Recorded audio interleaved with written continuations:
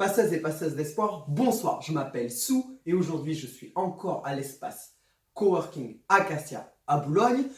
Avec moi j'ai les artistes Davidson et Blackbird, je mettrai tous les liens si ça vous intéresse, les tableaux sur vinyle de Blackbird et Davidson qu'on a déjà vu dans la vidéo précédente, dans les liens de la vidéo en dessous. Aujourd'hui nous allons parler de réussite et comme cas d'étude nous allons nous intéresser à la danse et plus précisément au milieu de la bachata.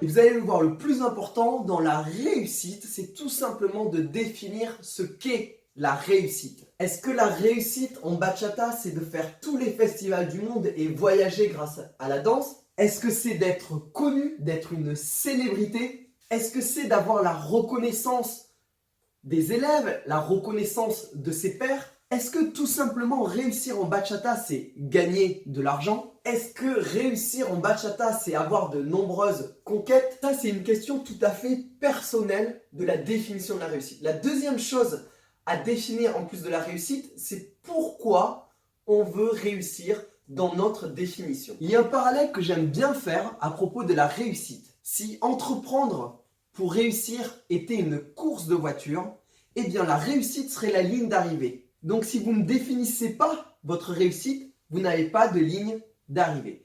Et le pourquoi vous voulez réussir, ce serait le moteur de la voiture. Si vous n'avez pas de pourquoi, vous n'aurez pas d'énergie, de motivation pour avancer vers votre ligne d'arrivée. Quand vous voulez réussir dans un domaine, quel qu'il soit, que ce soit la bachata ou n'importe quoi, prenez bien attention à définir qu'est-ce que la réussite dans le domaine dans lequel vous exercez et pourquoi vous voulez réussir. Sans un pourquoi assez puissant, vous n'aurez pas le moteur, la motivation, l'énergie pour arriver à vos fins. Dans cette vidéo, je vais essayer de vous donner des astuces pour réussir dans ma définition de la réussite. Pour moi, réussir dans la danse et dans la bachata en particulier, c'est tout simplement pouvoir vivre de sa passion de manière pérenne et être reconnu de ses pairs, notamment en gagnant des compétitions. Une chose que beaucoup de personnes ne comprennent pas dans le milieu de la danse, c'est que pour devenir bon, pro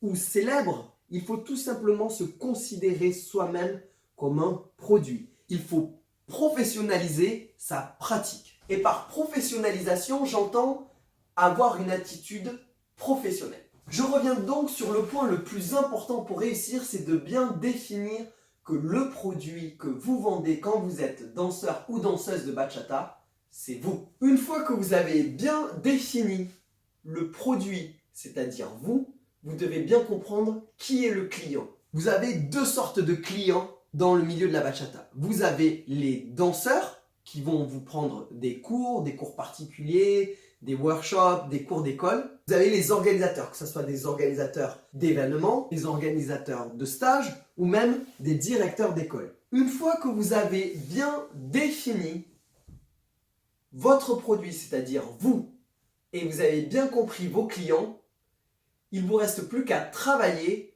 pour bien vous vendre auprès de ces clients. Alors, le premier client qui est le danseur, qui vient prendre des cours en soirée, qui veut prendre des cours particuliers, qui veut prendre des cours en école, lui, ce qu'il veut de vous, c'est retirer un maximum de valeur de vos cours, c'est-à-dire non seulement de la technique, mais aussi du divertissement. Tandis que l'organisateur, la valeur qu'il veut retirer de vous, c'est votre capacité à amener des clients dans son événement, c'est-à-dire amener un maximum d'élèves dans ses soirées, ou bien dans son école, ou bien dans son festival. Il y a un point très important à comprendre quand on veut réussir dans la danse, et l'on peut transposer ce modèle aussi dans les autres domaines, c'est que le produit que vous vendez n'est pas le seul. Vous n'êtes pas le seul ou la seule prof de bachata. Donc ce qui va faire la différence, et du coup la réponse est dans cette phrase, il faut vous différencier, c'est-à-dire avoir quelque chose d'unique, quelque chose d'original. Donc maintenant, on va voir 4 points qui pour moi sont les 4 points fondamentaux pour réussir dans la danse. Et comme vous pouvez le voir, ce sont des points qu'on va pouvoir transposer dans d'autres domaines, dans quasiment tous les domaines d'entrepreneuriat. La première chose à faire pour réussir dans un domaine,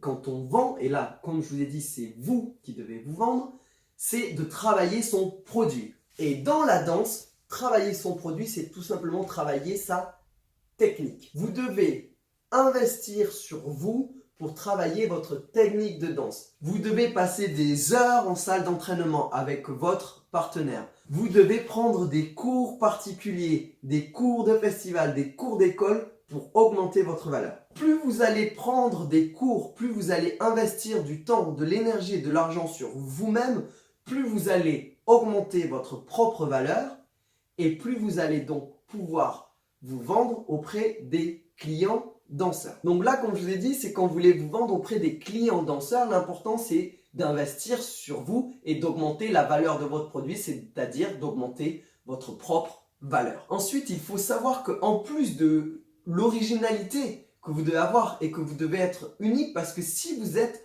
la copie d'un produit existant sur le marché, il faut savoir qu'il y aura toujours meilleur que vous ou moins cher que vous. Et dans les deux cas, les clients iront soit chercher meilleur que vous, soit chercher moins cher que vous. Et là, mon astuce pour pouvoir se vendre dans un marché hyper concurrentiel comme le milieu de la danse, encore une fois, c'est de trouver ce qui fait de vous quelque chose d'unique. Mais surtout, il faut comprendre la particularité du milieu de la danse, c'est que la danse, on n'achète pas seulement le bagage technique, théorique de la personne, on achète aussi la personnalité de la personne. Et donc, ce que je vous conseille, c'est d'être quelqu'un d'authentique, quelqu'un avec des valeurs, quelqu'un d'aimable, souriant, avec une bonne énergie. Parce que les gens ne suivent pas juste un cours théorique, ils suivent un cours avec un humain, une personne, et ils ont besoin que cette personne leur apporte des bonnes énergies.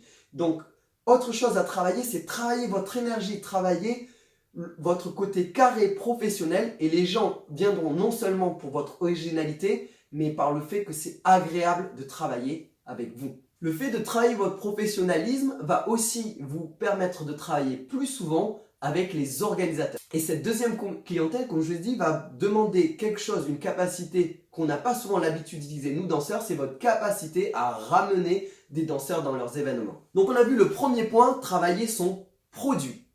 Et le deuxième et troisième point qui va être très important pour les organisateurs, quasiment plus important que de travailler son produit, puisque pour eux, la valeur que vous leur apportez, c'est votre capacité à amener des gens dans leurs événements. Évidemment, si vous êtes un piètre produit de qualité, même si vous ramenez beaucoup de gens, ça va créer un déséquilibre s'il veut vendre un événement de qualité. Donc les deux points fondamentaux qui, encore une fois, peuvent se transposer dans les autres systèmes de vente, c'est de travailler son réseau. J'en profite pour faire une dédicace aux deux personnes de mon réseau qui ont le plus travaillé avec moi. Mélodie Danse, la gérante de melodydance.com et présidente de l'association Melsou Event, ainsi que le DJ de renommée internationale, David Pedron. Travailler votre réseau va être extrêmement important. Et Arnold Schwarzenegger a dit quelque chose de vraiment important.